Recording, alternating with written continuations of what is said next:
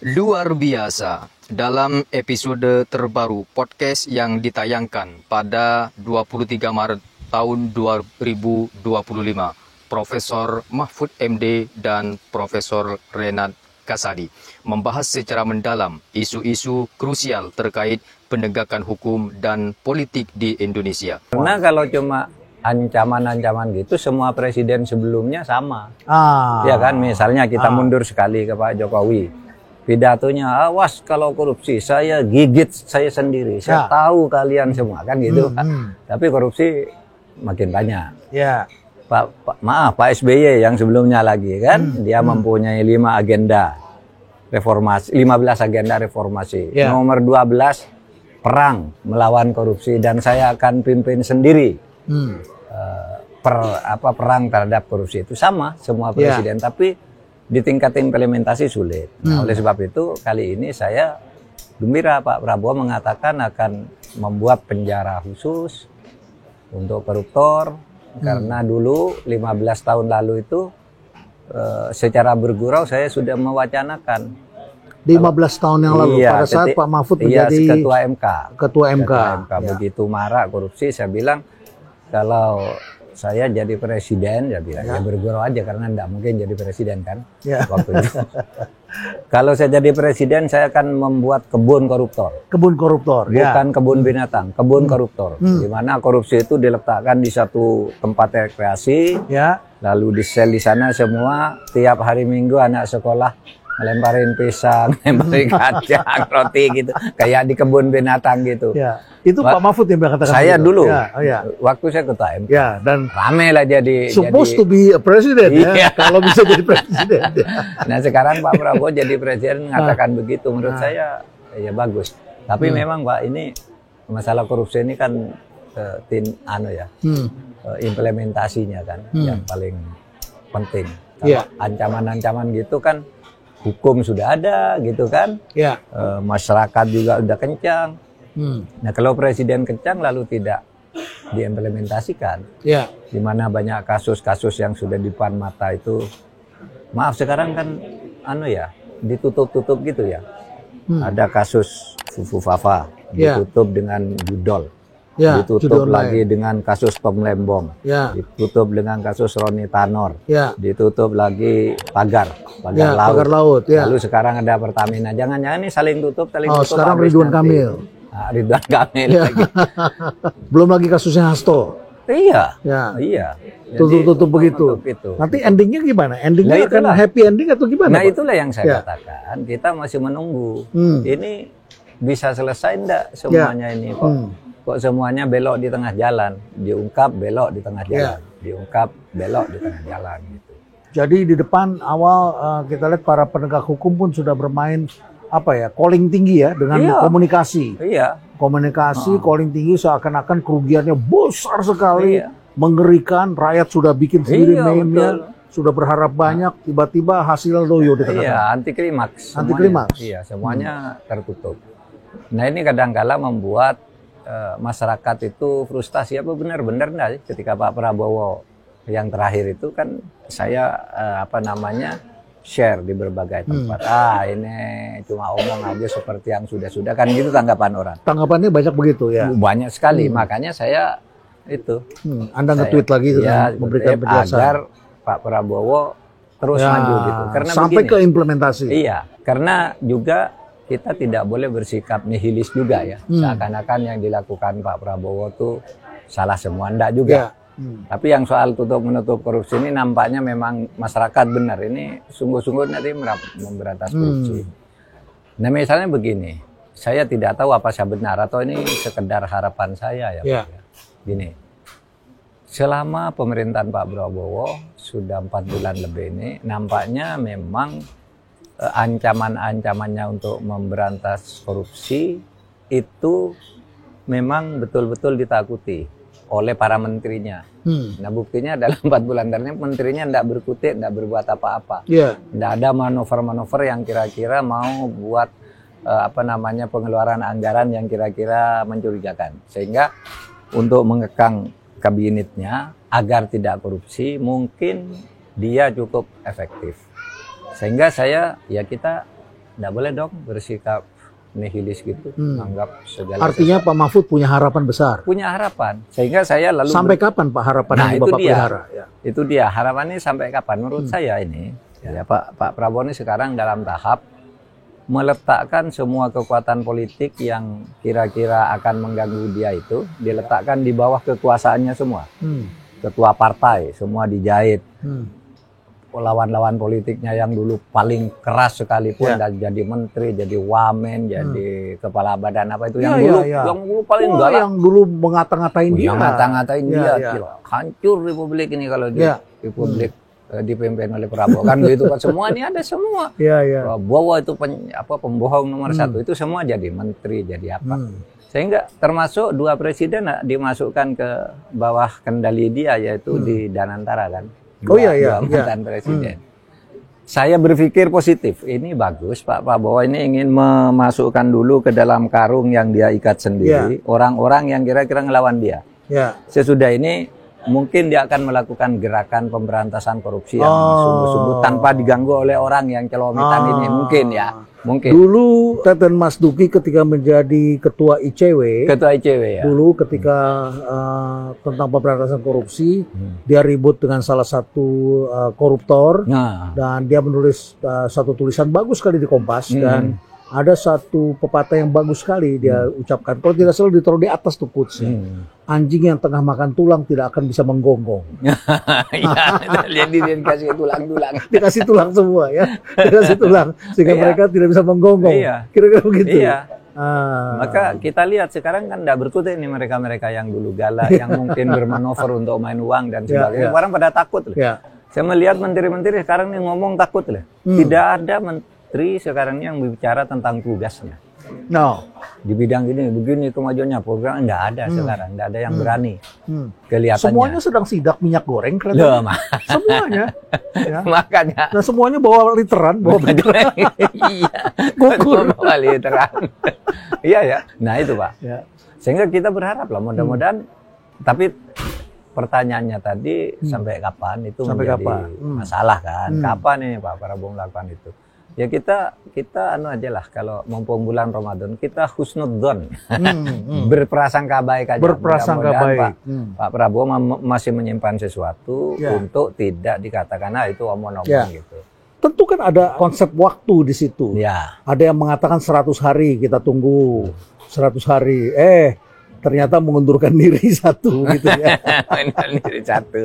Ya, mengundurkan diri ya, bukan dimundurkan tapi katanya mengundurkan diri, tapi beredar cerita lain di sisi yang lain ya. Tapi kemudian ada yang mengatakan lagi 6 bulan. Dia pernah mengatakan 6 bulan. Dia pernah mengatakan 6 bulan di suatu di mana? Suatu acara terbuka sering disiarkan. Ini katanya orang-orang nih ngeritik saya ndak berbuat apa-apa, korupsi dibiarkan katanya. Tunggu dong 6 bulan. Ini kan baru 2 bulan. Nah, dia bilang gitu kan. Ya kalau 6 bulan besok ya, bulan depan. Ya, setelah lebaran. bulan 4 itu. Ya kita ingin lihat lah. Tapi kritik orang kan begini ya. Ini sekarang banyak korupsi yang diungkap, dan itu bukan korupsi yang terjadi di era Pak Prabowo kan, yang lalu semua ini, sehingga itu dianggap sebagai bagus juga Pak Prabowo. Ini banyak kasus 2018 sampai 2023 ya. Kalau yang dulu tidak bisa dibuka, sekarang dibuka. Pagar laut itu dibuka oleh Pak Prabowo. Pertamina dan lain-lain lah Pak Prabowo yang buka, Judol dan sebagainya. Tapi ini semua masih berhenti di tengah lah ini. Sudah jalan, kok melibatkan si A, si B lah, belok lagi nih. Belok lagi. Lalu yang jadi korban siapa? Mereka yang apes saja. Apes saya larinya ndak cepat kan. Kalau dalam teori perubahan itu the weakness target. Jadi target-target yang lembek, yang lemah begitu, itu yang diambil begitu. Itu yang kita khawatirkan. Begitu menyentuh ke atas, menyentuh yang orang kuat, rasanya licin mereka di atas. Iya betul. Lalu ada yang bilang begini lagi Pak. Ini katanya, Pak Prabowo melakukan ini kan bukan karena pemberantasan korupsi, tapi karena ingin mengganti pemain. Dulu ada mafia ini. Ini karena ini sudah ada pemerintahan baru, mafianya ganti dong. Artinya pelaku usahanya, gitu. Atau pemain-pemain yang bisa mendapat keuntungan itu. Ada yang mengatakan begitu. Dia ada pendapat begitu. Ya, karena memang gejalanya ke sana. Tetapi kalau saya ya pribadi, enggak peduli. Apakah itu karena mau ganti pemain atau karena sungguhan, pokoknya dibongkar aja. Kalau korupsi itu dibongkar, sikat. Mau ganti pemain, ganti aja dengan pemain. Kan memang keniscayaan ya penggantian. Ganti aja, tetapi kalau nakal lagi, gebuk lagi kan gitu. Iya. Nggak apa-apa ganti pemain. Itu ambil juga teman sendiri juga nggak apa-apa. Dia yang menang pemilu kan. Orang menang pemilu itu silakan. Saya percaya ke itu. Tapi kalau melanggar hukum digebuk juga. Kenapa menjadi permisif begitu Pak Mahfud? Kenapa? Kok dibolehkan? Karena dia yang menang, masa boleh saja begitu? Enggak, maksud saya begini. Ya. Di dalam politik itu kan perebutan untuk memperoleh kekuasaan untuk mengatur. Ya. Ya kan? Ya. Nah, teorinya dalam pemilu itu siapa yang menang pemilu ya dia dong yang menentukan. Nah, kalau dia memang sesudah menang lalu dia punya kebijakan-kebijakan sendiri, termasuk ini teman saya nih, bagus gitu kan enggak apa-apa. Dia yang menang gitu ya. Tetapi ada koridornya. Satu, meritokrasi juga tetap harus dijaga. Kemudian kalau melanggar hukum juga harus disikat, kan harus itu. Nah, ini yang belum diperlihatkan oleh Pak Prabowo. Dia baru menggebuki yang dibongkar-bongkar lama, yang lawan-lawannya sekarang dijahit di dalam satu tempat, dia kuasai. Nah, tinggal nanti selanjutnya nih bagaimana kan? Tidak boleh lama-lama karena pemerintahan itu hanya 5 tahun kan. Hanya 5 tahun. Dan 2,5 tahun lagi ini udah sibuk pemilu kita. Iya Pak. Tahun 2028 ya.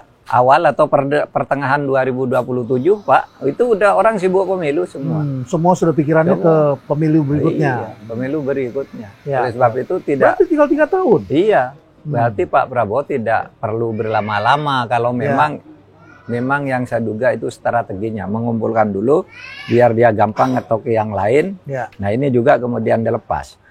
Nah, persoalan orang sekarang kan ini kalau Pak Prabowo benar mau memberantas korupsi kan gitu yang selalu muncul. Kenapa orang-orang yang di sekitarnya itu, yang ada di sekeliling dia, yang sudah jelas menurut public common sense gitu ya. Common enemy. Iya, sudah common enemy ini. Kenapa dia dilindungi terus? Kok tidak dilepas saja? Gitu. Saya tahu kalau kejaksaan itu kalau dilepas itu diambil, Pak. Ya, saya tahu apa psikologinya di kejaksaan itu. Kalau presiden minta ini dibuka, gitu, buka, Pak.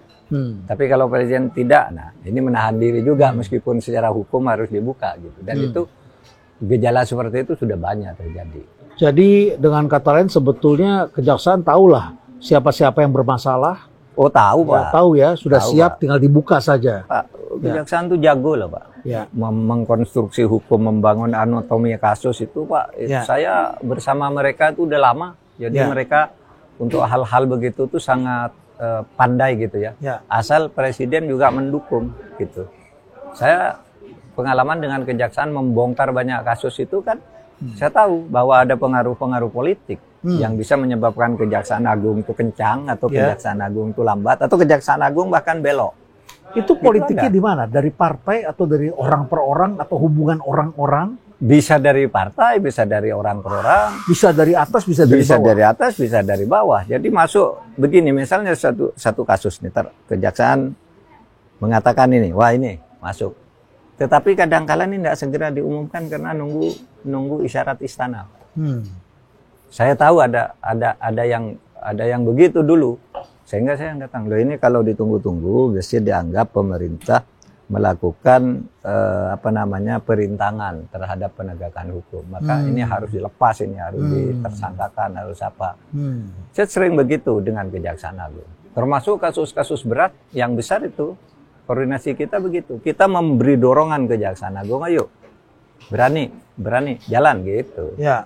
Jadi selevel Menko saja bisa saja ada lagi kekuatan yang lebih besar di bawah. Oh bisa ya, begitu. Sudah jelas di atas Menko kan ada istana. Ada istana, gitu, ada istana dan istana itu banyak orang-orangnya juga yang bisa bicara menggunakan presiden. Nah, itu bisa dan itu biasalah di dalam pemerintahan.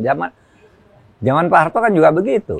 Begitu Presiden bilang, enggak ini hanya kasus administratif. Kan dulu ada kan kasus banyak menteri diduga korupsi gini, menteri menggunakan dana ini gitu kan.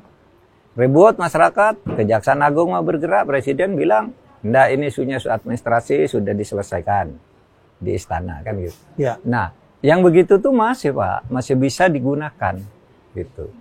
Tapi kekhawatiran publik belakangan ini muncul dalam pertanyaan-pertanyaan kepada kami juga adalah tentang bagaimana sekarang sudah menyentuh tokoh-tokoh yang dalam tanda kutip kalah, kalah dalam peristiwa demokrasi kemarin. Dan ini tentu mengkhawatirkan. Ini kita lihat kan, dimulai dengan Tom Lembong. Tom Lembong ini adalah sahabat dekat Pak Jokowi yang menemani Presiden kemanapun pergi ke luar negeri, dan ketika Presiden tidak bisa berbahasa Inggris atau tidak bisa menjawab atau ragu-ragu menjawab, dia bilang saya mempunyai menterinya, saya beri kesempatan dia yang menjawab, gitu ya. Betul. Dan dia membawa network Harvard-nya begitu di dunia internasional. Kemudian setelah itu kita lihat lagi kasus yang lain. Ini kasus ini menimpa Ridwan Kamil. Ya kan, kalah dia. Ya kan, tadinya hampir pasti menang kan lawan kota kosong di Jakarta. Ya. Kemudian yang ketiga adalah Hasto. Ya juga ini kalah partainya begitu ya, dan ini sudah mulai menyentuh begini, dan sekarang sudah beredar rumor bahwa sebentar lagi akan dipanggil petinggi-petinggi partai PDIP ya. Kemudian juga ada beberapa mantan gubernur yang juga kalah begitu ya, dan lain sebagainya, atau wali kota lah begitu ya. Ini kan bukankah ini sesuatu yang mengkhawatirkan kalau polanya seperti itu? Apakah ini ada polanya Pak Mahfud? Iya, sangat mengkhawatirkan gitu. Dan ini sepertinya pola agak baru ya, yang dulu-dulu kalah hilang gitu ya, hilang dari peredaran gitu ya. Nah sekarang nih yang kalah-kalah ini rupanya lalu dijadikan lawan. Saya tidak tahu itu apa maksudnya, apakah biar dia tutup mulut atau apa gitu. Karena saya mengatakan kasus Hasto Pak, misalnya, atau Ridwan misalnya, itu bukan kriminalisasi. Bukan kriminalisasi. Bukan. Indikasi korupsinya tuh memang ada. Yang mana? Ridwan atau yang Hasto? Yang Ridwan ini BJB-nya sudah ada indikasi korupsi. Yang Hasto juga. Dulu saya katakan Hasto tuh bukan kriminalisasi. Memang tahun 2020 sudah ada 2 isu menyangkut Hasto. Satu diberitakan dia itu menyuap, yang kedua merintangi. Kan sudah ada tahun 2020 kasus itu. Sehingga saya katakan kasus Hasto bukan kriminalisasi, tapi politisasi. Karena kalau kriminalisasi itu orang tidak berbuat apa-apa, dicarikan pasal agar menjadi berbuat. Gitu kan, itu kriminalisasi. Mengkriminalkan orang yang tidak dari pasal kriminalnya. Nah, kalau politisasi itu, ya tebang pilih itu. Kenapa kok baru sekarang Hasto? Dulu kenapa dirintangi? Kok sekarang Hasto dibilang merintangi? Dulu untuk menegakkan hukum terhadap Hasto kok dirintangi? Ini gitu kan, Pak. Jadi pantas dong kalau dia teriak bahwa dia ini adalah tahanan politik. Iya, makanya politisasi, bukan kriminalisasi. Kasusnya memang sudah ada, dan 2 hari lalu udah muncul di dakwaan jaksa. Dakwaan jaksa itu mengatakan Hasto itu katanya menyediakan uang untuk menyuap Wahyu KPU itu 400 juta. Kemudian memerintahkan merendam HP itu agar tidak terlacak dan lain-lain lah itu. Jadi itu kasus lama sebenarnya, orang sudah tahu dulu bahwa itu dulu masalahnya. Sekarang baru muncul di dakwaan. Itu kan politisasi. Kenapa yang lain tidak nih? Ada yang lain kan Pak? Bapak ingat ada seorang nyerahkan uang tunai ke kantor Kejaksaan Agung 27 miliar kan? Ingat ada yang menyerahkan? Menyerahkan menyerahkan mengembalikan karena dia ngurusi perkaranya semula mau menjadi kuasa hukumnya atau pengacaranya si Joni Plate. Nah, sesudah kasus ini terbongkar, lalu mengarah kemana-mana. Itu baru diangkat jadi menteri. Nah, dia baru diangkat jadi menteri, diserahkan uangnya. Pak, ini uang 27 miliar jelas diserahkan ke Kejaksaan Agung. Artinya ada kasusnya sebetulnya. Ada kasusnya. Sekarang ini tidak pernah dijelaskan itu uang apa. Ada korupsinya, koruptornya tidak ada. Korupsinya udah di depan mata. Koruptornya tidak diangkat. Coba. Itu bagian ini dari kan politisasi. Politisasi. Kalau mau ini dong dulu. Kenapa kok ke Tom Lembong? Yang setingkat menteri perdagangan itu kan banyak. Sebelum dia dan sebelum 2014 2022 sama itu kan. banyak. semuanya sama kasusnya. Semuanya sama melakukan hal yang sama. Impor gula. Ya. Iya, ada yang sudah dipanggil ke Kejaksaan Agung sekian, sudah beredar sprindiknya dan itu masuk akal gitu. Cuman yang lain belum kalah hari ini. Nah iya, belum makanya. Kalah, ya. Nah ini tidak sehat bagi penegakan hukum kita sekarang. Gini, kalau ini dibiarkan, Indonesia akan rusak karena pada hasil pemilu berikutnya orang akan melakukan hal yang sama.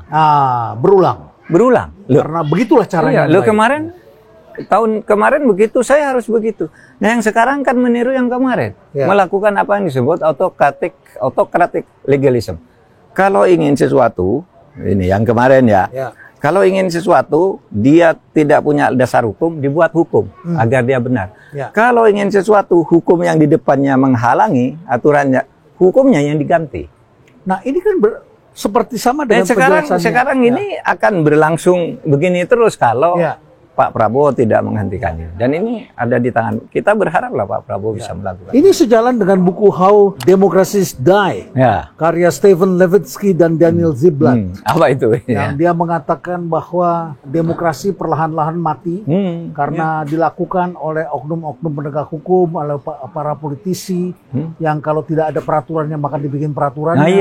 Kalau undang-undangnya tidak ada dibuat undang-undangnya. Kalau undang-undangnya sudah ada tidak sesuai, undang-undangnya diganti, disesuaikan, pokoknya dimasukkan untuk mempolitisasi orang atau kalau di Indonesia tambah satu. Apa itu? Kalau ada undang-undang menghalangi, rakyat tidak setuju, dibawa ke MK. Ada MK lagi, itu belum ada MK-nya. Kalau di Indonesia bisa pakai MK sekarang. Kalau perlu MK-nya juga diancam, kan bisa. Gitu. Saya kira sudah terjadi kasus ini, Tidak perlu orang mengatakan, Pak Mahfud tunjukkan kok kamu bilang MK tuh bisa itu kasus kemarin lah di Pilpres. Tapi ya oke lah, itu sudah selesai. Kan tuh aturan menghalangi keinginan penguasa, lalu ininya MK-nya yang diminta membatalkan itu. Terjadi keributan karena di MK sendiri pecah. Ada yang bisa dipolitisir, ada yang tidak. Ada yang berani, ada yang sangat berani, ada yang sangat takut. Ada yang punya kepentingan. Iya, ada yang nekat karena punya kepentingan nekat. Pada akhirnya akan dipecat juga kan dia. Artinya itu sudah bukti gitu. Itu sudah bukti, tidak perlu diperdebatkan lagi betapa hukum yang seperti itu autocratic legalism itu sekarang sedang berlangsung di Indonesia. Nah, ini kan berbahaya sekali bagi demokrasi. Iya, Pak. Kita memerlukan kehidupan yang merdeka. Kemerdekaan itu kan bukan hanya dari penjajah, tetapi juga bagaimana kita merdeka dalam memperjuangkan kebaikan, memperjuangkan keadilan, ilmu pengetahuan. Kita kan perlu kebebasan, perlu kemandirian dalam hal seperti itu. Bagaimana orang-orang seperti kita kalau kita kemudian bisa saja menjadi penakut sekali karena khawatir terhadap hal seperti ini?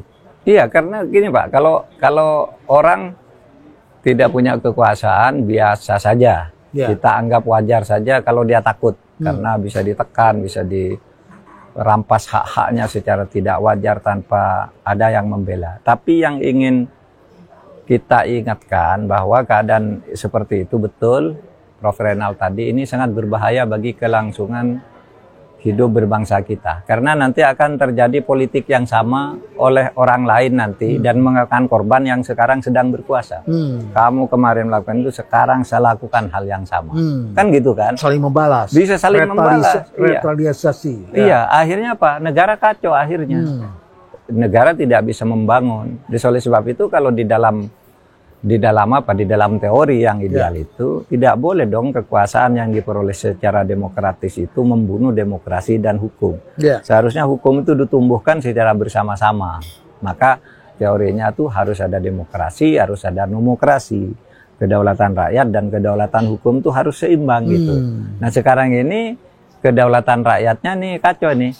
Yang rakyat di bawah dibiarkan anarkis, yang di atas sewenang-wenang kan gitu. Nah itu yang berbahaya kalau itu diterus-teruskan. Gitu. Siapa yang harusnya mengawal ini, menjaga ini, membuat ini menjadi suatu barisan yang kokoh, yang kemudian akhirnya kita bisa ada supremasi hukum, kemudian kita bisa melihat demokrasi berjalan dengan baik. Siapa yang harus menjaga ini? Seharusnya ini, bukan senyatanya. Seharusnya ya kan partai politik fungsinya itu kan sebenarnya. Partai politik itu tugasnya mengawal demokrasi, mengawasi pemerintah dan sebagainya. Tapi sekarang kan sudah campur baur nih antara partai politik dengan pemerintah, legislatif dan eksekutif jelasnya sudah tempatnya batasnya sudah semakin tidak jelas gitu.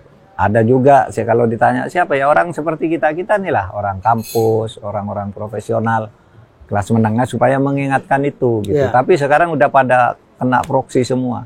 Oleh sebab itu kalau ingin selamat sekarang menurut saya ya tinggal saya berkali-kali ngatain ini tinggal Pak Prabowo aja mau enggak menormalisir ini.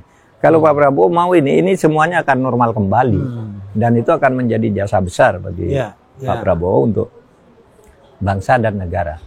Kan gampang kan?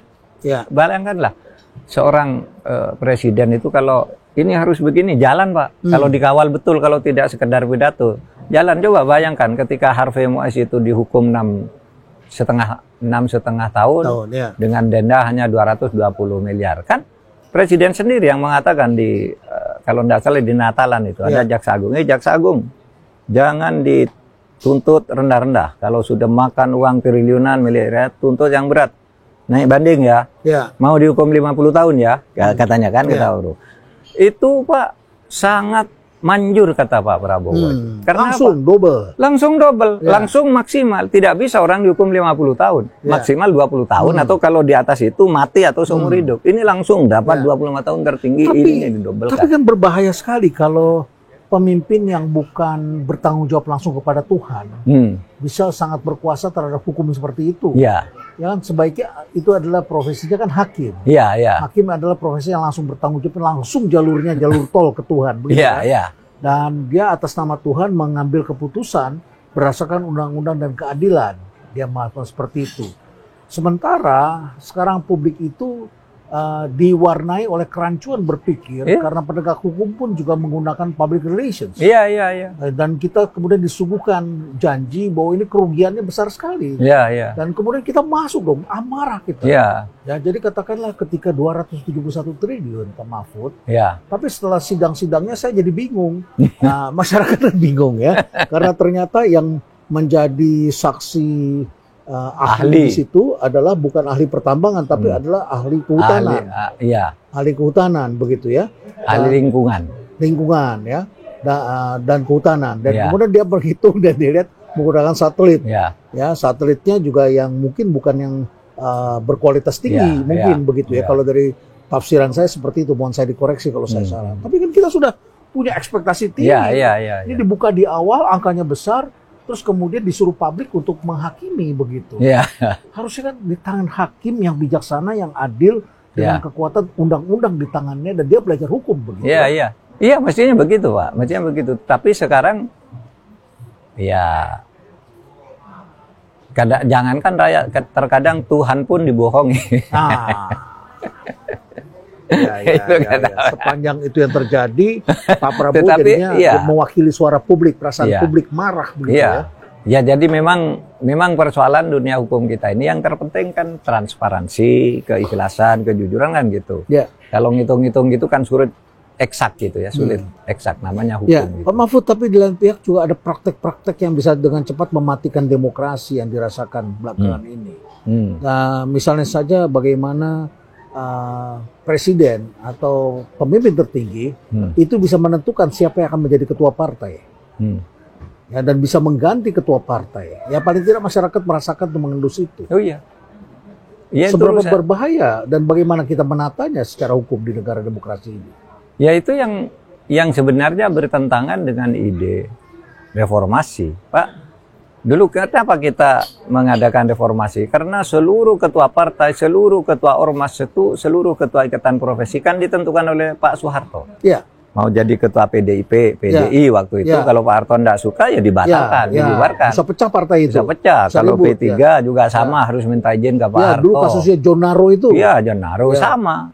Tergantung Pak Harto. Maka waktu reformasi itu kita katakan partai itu harus independen, dibuat undang-undang kepartaian. Tapi terkadang partai sendiri tidak dewasa Pak. Orang-orang sipil sendiri tidak dewasa. Kalau dia pecah, lalu kalah di dalam sebuah perpecahan itu, lalu dia minta tolong ke pemerintah. Dia menelikung. Cari orang kuat. Cari orang kuat gitu. Kan orang sipilnya sendiri nih yang tidak bisa mengatur dirinya sendiri. Bukankah Pak SBY juga pernah hampir menjadi korban dalam kasus itu? ketika partainya hampir hilang. Ketika tiba-tiba ada muktamar luar biasa, gitu.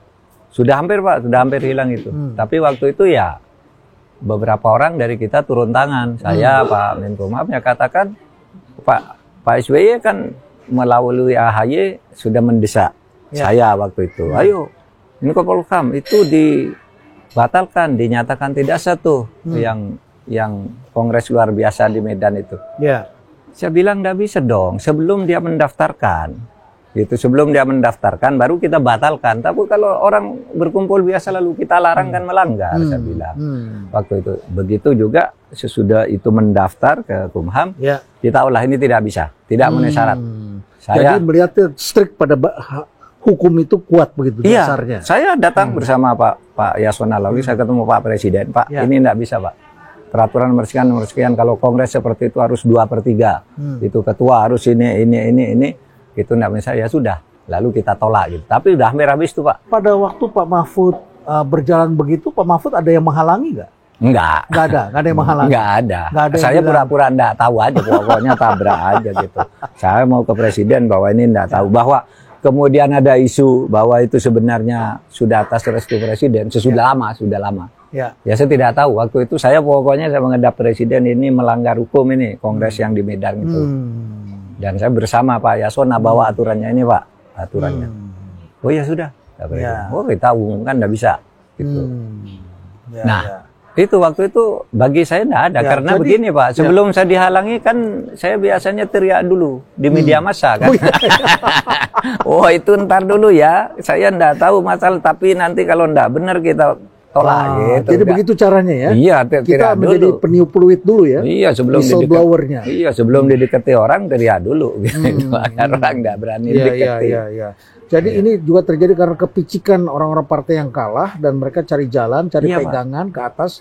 Dan kalau ketemu dengan penguasa yang picik, maka itu ketemulah.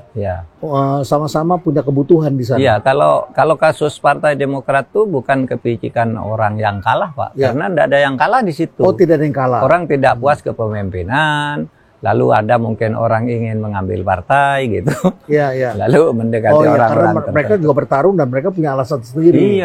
Punya alasan sendiri. Jadi bukan berarti karena mereka picik, tapi karena mereka memang melihat mereka lebih berhak. Begitu. Sementara kalau kita lihat persoalan ekonomi yang dihadapi Pak Prabowo ini tidak ringan, Pak Mahfud. Sangat tidak ringan. Dunia tengah ditenggarai perubahan cara-cara baru. Ada AI yang dulu 1% pertumbuhan ekonomi sebelum ada AI itu bisa menciptakan 150 sampai 200 ribu orang lapangan pekerjaan. Sekarang itu barangkali sudah di bawah 100 ribu. Bank DBS baru saja mengumumkan bahwa mereka melakukan PHK terhadap 4.000 orang profesionalnya. Tapi dengan begitu dia mengganti dengan 1.000 orang baru yang dengan keahlian AI, yang baru profesinya saya lihat, wah ini tidak ada di perguruan tinggi saat ini. Jadi Pak Prabowo menghadapi situasi yang tidak mudah dengan AI, geopolitik berubah, inflasi ini bakal tinggi di dunia, Amerika di bawah ancaman resesi karena Amerika menguasai 24% GDP dunia. Jadi dia sistemik terhadap bangsa-bangsa lain. Jadi memang terjadi perubahan. Sementara dia juga punya keinginan untuk bikin makan bergizi gratis, dia pengen bikin sekolah buat rakyat. Ini kan sebenarnya cita-cita yang baik. Cita-cita yang baik. Tapi kalau tidak ada duitnya kan masalah, tertekan dia. Jadi kalau masih ada politisasi dengan cara-cara lama seperti ini kan semakin berat pemerintahan ini. Iya, oleh sebab itu lebih baik segala sesuatunya itu diatur secara terbuka, demokratis gitu. Sehingga semuanya lebih mudah. Kalau kita terpaksa menghadapi kesulitan, itu sudah kita hadapi bersama, bukan dilakukan sepihak dan secara tidak jujur. Artinya rakyat bersama-sama. Rakyat bersama-sama, iya kan? Kan sama Pak kita dulu, zaman Bung Karno kan miskin, ya kan? Tapi orang merasa miskin semua, nggak apa-apa, sana juga miskinnya ini kan enggak. Kita kurus-kurus zaman dulu ya. Iya kan? Kita lihat orang tua kita, pejabat juga pada umumnya jujur, gitu. Pakaian juga seperti itu, pakai bahan dari belacu, bekas karung boni dulu begitu ya. Dan sekarang kalau miskin dan sengsara karena ditipu oleh pemimpinnya, nah itu bahaya. Kalau miskin karena memang fakta tidak bisa dihindari, orang yang tidak apa-apa. Pak Mahfud, jadi kita sekarang juga melihat perlunya dukungan publik. Tapi di lain pihak kita saksikan kita sama-sama nih sebagai akademisi begitu ya. Harusnya kan akademisi ini bisa bersuara lebih banyak. Ya. Tapi akademisi yang bermain sosial media kan tidak banyak. Tidak banyak. Kita termasuk ini jagoan tua gitu ya. Ya. Jagoan tua yang masih bertahan dan kita masih menyuarakan kepentingan-kepentingan publik yang tentu kita harapkan menjadi lebih baik negeri ini begitu ya. Tapi teman-teman kita kan sudah terikat dengan BKD semua. Iya, urusannya urusan administrasi semua. Betul. Gimana kita membangunnya kalau situasi seperti ini? Kan tentu harus ada yang dibebaskan. Ya, jangan sampai dunia akademik ini isinya administrasi semua, rektor yang terpilih rektor administrasi, sehingga kemudian tidak paham dan merasa lebih berkuasa terhadap etika. Padahal etika kan itu adalah hukum tertinggi di dalam dunia akademik. Begitu bukan? Iya Pak, betul. Jadi mudah-mudahan apa yang kita bicarakan ini ya sampai ke pemerintah, minimal kepada Kemendikti, Ristek kan. Sekarang memang di perguruan tinggi itu Pak, gairah untuk berjuang, menegakkan nilai-nilai akademik itu udah kurang karena lebih ditekankan pada soal administratif, pada beban kerja dosen, BKD tadi.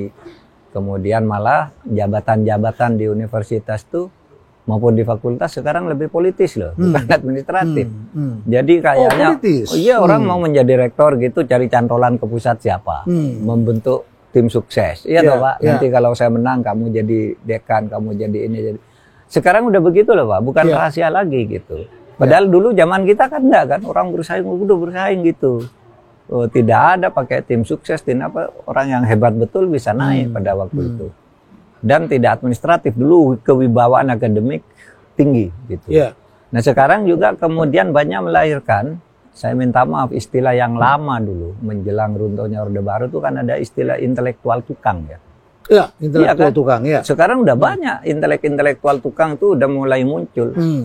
Jual beli gelar, jual beli ijazah gitu, dan tidak tahu malu lagi yang membeli maupun yang menjual. Sehingga kewibawaan akademik itu sekarang ini menjadi runtuh. Terkadang orang seperti kita ini agak malu juga ya kalau disebut profesor gitu. Malu betul saya disebut profesor. Karena sekarang orang pasaran pun juga bisa menggunakan gelar itu. Profesor gitu. Sudah kewibawaan akademik itu sudah tidak ada gitu. Nah, oleh sebab itu ya ini mudah-mudahan dibenahi ya. Karena saya berpikir gini loh Pak, orang kalau berani berbohong di dunia akademik, membuat karya jiplakan, memberi gelar palsu, ya tidak palsu, memberi gelar resmi tetapi karena dibeli bukan karena ditempuh secara akademik, orang itu yang begitu artinya pembohong, membohongi dirinya sendiri dan orang-orang dekatnya. Nah menurut saya orang yang begitu tuh jangankan kepada rakyat, dirinya sendiri aja suka dibohongi. Orang begitu menurut saya pasti berbohong kepada rakyat. Itu sebabnya lalu kembali ke tadi Pak. Pak Renal mengatakan hukum yang tertinggi itu kan moral. Gitu, Pak. Moral. Nah itu yang sekarang hilang, terkikis gitu. Moral akademik, etika akademik itu sudah banyak hilang. Bukan hanya itu, ada misalnya bagaimana orang hanya berpidato dari waktu ke waktu, pidatonya itu dibuat oleh stafnya, lalu tiba-tiba itu diajukan, disusun oleh stafnya lagi, diajukan untuk mendapat guru besar. Ini sudah pantas menjadi profesor. Padahal itu kumpulan pidato aja dan bukan dia sendiri. Kan banyak. Doktor honoris causa yang seperti itu saya tahu beberapa orang hanya kumpulan pidato yang dibuat oleh stafnya, dijilid, diberi pengantar, lalu ditunjuk seorang pemotor, katanya tim penilai, tiba-tiba sudah doktor dari sebuah perguruan tinggi. Ada yang juga profesor, yang profesor di bidang hukum misalnya karena sudah membuat putusan-putusan ini dianggap bagus gitu, lalu tiba-tiba jadi profesor. Padahal putusan itu dibuat oleh orang banyak. Kalau hakim MK itu 9 orang yang membuat, tapi 9 itu pun dibuat oleh asistennya kan gitu. Paniteranya, namanya panitera pengganti dan sebagainya. Dan akhirnya udah hilang ini orang. Akhirnya semua yang mengerjakan tenaga honorer ya. Yang dibayar paling murah. Ya, Pak Mahfud, ini menjadi satu dilema di perguruan tinggi. Karena saya sebagai ketua program doktor dulu, seingat saya bisa kok sendiri memutuskan orang saya berhentikan karena dia melakukan plagiat. Saya tidak perlu bawa ke Dewan Guru Besar. Saya melihat dan mendengar laporan, kemudian saya periksa dengan tim, ini plagiat. Saya bisa memberikan teguran keras, saya bisa tidak meluluskan, saya bisa ini, dan saya tentu putuskan dengan bersama tim dengan cepat. Lalu kemudian kita mempunyai Dewan Guru Besar. Tetapi kalau Dewan Guru Besar bukan kata final dan dia di bawah pimpinan administratif, kan ini menjadi repot. Jadi repot ya. Dan yang saya khawatirkan lama-lama Dewan Guru Besar hanya jadi berani hanya dengan anak S1 atau hanya dengan mahasiswa S1 tak berdaya. Ya itulah sekarang problem kita di perguruan tinggi sudah sangat gitu, lebih sangat administratif. Dewan Guru Besar juga sudah tidak punya kewibawaan, bahkan senat akademik juga sudah menjadi lebih formalistik kan daripada dia bicara soal substansi akademik gitu. Sama pengalaman Pak Renal dengan saya dulu, saya bisa menolak orang, Pak ini sudah dibimbing mau selesai ujian, saya diundang sebagai tim penguji, saya sudah pernah baca disertasi ini gitu, batal Pak, saya batalkan. Kalau ini tidak dibatalkan saya tidak jadi nguji dan saya akan berteriak konflik itu disertasi plagiasi, gitu aja. Diulang dari depan, tidak sampai ke rektor, cukup di tingkat jurusan. Nah ini sudah ini aja kok sampai. Dan apalagi kalau ini menyangkut ketua partai, dan ketika kemudian Dewan Guru Besar akan mengumumkan, yang bicara teman-teman dari partai politiknya dan media massa kemudian menulis partai X mengatakan begini. Iya ya. Iya betul partai yang menjelaskan. Ini urusan akademik menjadi rumit sekali ketika kita juga tidak bebas dari sentuhan politik, begitu. Ya, itu yang harus ditata, Pak. Kalau tidak demokrasi mati beneran ya. Iya. Rugi kita. Kalau ini sudah punya negara yang begini bagus, begini indah, begini maju, potensinya luar biasa, masanya dibunuh oleh politisi-politisi yang hanya punya kepentingan sangat jangka pendek dan sempit gitu. Baik, Pak Mahfud terakhir. Iya Pak. Apa kabar setelah selesai tidak menjadi calon presiden? Hanya mendapat 16%. Hanya 16%. Saya sekarang berkeliling Pak kemana-mana. Merasa lebih bebas. Bebas ya. Mungkin dulu begitu kalah gitu ya agak sedikit kecewa gitu ya kalah. Tapi kemudian ya sudah ini sudah kendara ya. Oleh sebab itu perlu waktu bagi saya waktu itu untuk bicara agak belak-belakan. Karena kan nanti kalau saya bicara belak-belakan, keras, nanti dikira karena kalah dan sebagainya. Tapi ada satu titik di mana pada tanggal 22 April itu Mahkamah Konstitusi mengatakan bahwa yang menang secara yuridis adalah Prabowo Gibran. Nah di situ saya nyatakan, sudah silakan Anda menang, silakan dipimpin, dan saya akan mulai bersuara lagi. Ya, itu aja. Tidak minta konsesi setelah itu? Enggak. Kan saya kalah, tapi udahlah saya nggak mau bawa lagi, saya nggak mau turun lagi, tapi dapat dong. Supaya saya tidak bikin kerusuhan, supaya tidak bikin gangguan, rusak demokrasi. Iya Pak. Ya, baik. Ya jadi sekarang ya saya gini-gini, ya ngajar Pak, ngajar. Jadi ya, cuma ngajarnya sudah tidak seperti dulu. Kalau dulu kan pakai jadwal, hari ini jam sekian, hari ini jam sekian. Sekarang saya ngajarnya itu hanya satu membimbing disertasi aja, yang kedua ngajar tuh pembukaan kuliah, lalu tengah semester sama akhir semester. Nah itu udah cukup kan, sudah banyak yang kalau tiap minggu itu sudah tidak mungkin. Ya, memang kita memerlukan sistem mekanisme yang lebih fair ya. Iya Pak. Karena orang-orang senior seperti Prof. Mahfud ini tidak bisa diberikan beban administrasi seperti yang lain. Karena memang Indonesia membutuhkan orang seperti ini, sehingga orang seperti kita ini tidak bisa mengikuti BKD secara konvensional. Bahkan podcast seperti ini saja nggak dimasukkan dalam BKD. Nggak bisa ya. Kalau kita tulis di koran bisa masuk. Bisa masuk. Tapi kalau seperti ini, padahal ini penontonnya jauh lebih banyak daripada membaca di surat kabar. Tapi anyway, terima kasih banyak Prof. Terima kasih banyak Prof. Ya, sudah buka puasa di Rumah Perubahan dan kemudian juga dialog dengan tamu-tamu kami. Ini banyak sekali yang hadir hari ini. Besok saya masih melakukan beberapa kali. Nah, mudah-mudahan kita bisa terus membangun spirit menjadi pemain yang fair, bukan menjadi pemain yang curang dan merusak demokrasi. Tapi kita turut menjaga agar hukum terus dapat ditegakkan, pemerintah yang adil, pemerintah yang sukses. Pemerintah yang sukses adalah pemerintah yang dipercaya oleh masyarakat, dan kalau dia melenceng, kita coba ajak untuk kembali ke jalur yang benar agar berhasil. Itu saya kira pesan yang perlu kita sampaikan. Dan bila mana ada kecurangan-kecurangan, hendaknya kita juga ikut menyentil mereka. Kira-kira begitu ya? Iya Pak, betul. Mahfud. Terima kasih banyak Pak. Makasih Pak. Sudah berdialog dan terus bersama dengan masyarakat dan stay relevant. Salah satu topik utama yang diangkat adalah pengaruh politik dalam proses penegakan hukum, khususnya di institusi seperti Kejaksaan Agung. Pengaruh politik dalam penegakan hukum. Profesor Mahfud MD mengungkapkan bahwa tekanan politik sering mempengaruhi kecepatan dan arah penanganan kasus oleh kejaksaan. Beliau menyoroti bagaimana intervensi dari berbagai pihak, termasuk partai politik dan individu berpengaruh, dapat menyebabkan penundaan atau percepatan proses hukum. Contohnya, dalam beberapa kasus, pengumuman proses hukum ditunda menunggu isyarat dari pihak eksekutif. Hal ini menunjukkan bahwa meskipun presiden tidak secara langsung mengendalikan, ada individu di lingkaran istana yang dapat mempengaruhi keputusan hukum. Politisasi hukum dan kasus Hasto Kristianto.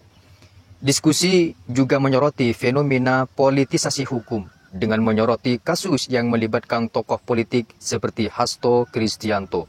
Profesor Mahfud MD menjelaskan perbedaan antara kriminalisasi dan politisasi hukum. Kriminalisasi terjadi ketika seseorang yang tidak bersalah dicari-cari kesalahannya. Sedangkan politisasi terjadi ketika kasus yang sudah ada sebelumnya baru diproses sekarang. Menunjukkan adanya tebang pilih dalam penegakan hukum. Beliau menyoroti bahwa kasus Hasto sebenarnya sudah ada sejak tahun 2020, namun baru dimunculkan dalam dakwaan baru-baru ini, menimbulkan pertanyaan tentang konsistensi dan objektivitas penegakan hukum. Dampak politisasi hukum terhadap kepercayaan publik. Profesor Mahfud MD mengingatkan bahwa jika praktik politisasi hukum terus berlanjut, hal ini dapat merusak integritas sistem hukum Indonesia. Beliau menekankan pentingnya penegakan hukum yang adil dan bebas dari intervensi politik untuk menjaga kepercayaan publik terhadap institusi hukum. Dari tahun ke tahun, dari satu presiden ke presiden berikutnya, rakyat selalu mendengar ancaman yang sama, koruptor akan diberantas. Kata-kata itu berkali-kali diucapkan di podium-podium megah, disaksikan jutaan rakyat, dan disambut dengan tepuk tangan penuh harapan. Setiap presiden datang dengan semangat baru, dengan janji yang terdengar lebih garang dari pendahulunya. Ada yang bersumpah akan menyeret para koruptor ke pengadilan. Ada yang sesumbar ingin menghabisi mafia hukum. Ada pula yang berjanji menjadikan negara ini bersih dari tikus-tikus berdasi. Namun, setelah gemuruh tepuk tangan reda, kenyataan yang terjadi selalu sama. Ancaman itu tak pernah benar-benar dijalankan. Korupsi tetap tumbuh subur. Para pejabat yang dulu dielu-elukan sebagai pemimpin rakyat satu persatu tertangkap tangan menilap uang negara. Skandal demi skandal terbongkar, tapi keadilan selalu berjalan lambat. Yang kecil ditindak tegas, tapi yang besar seringkali hanya kena sanksi ringan atau bahkan tetap bisa tersenyum lebar di balik layar kekuasaan. Masyarakat mulai lelah. Janji-janji besar itu berubah jadi bahan lelucon di warung kopi. Paling nanti ujung-ujungnya damai.